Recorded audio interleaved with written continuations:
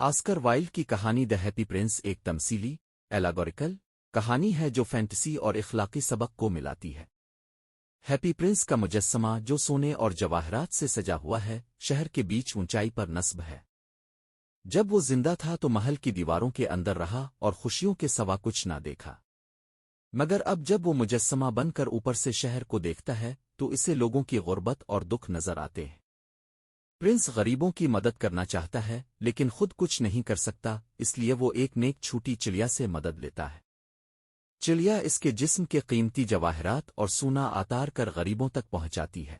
رفتہ رفتہ مجسمہ اپنی تمام چمک کھو دیتا ہے اور آخرکار سردی کی شدت سے چڑیا مر جاتی ہے۔ غم سے پرنس کا سیسے کا دل ٹوٹ جاتا ہے۔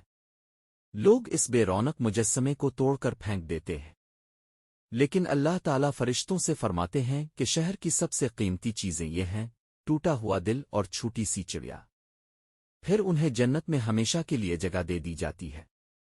اصل خوشی اور حسن دولت اشان و شوکت میں نہیں بلکہ ہمدردی، قربانی اور انسانیت کی خدمت میں ہے۔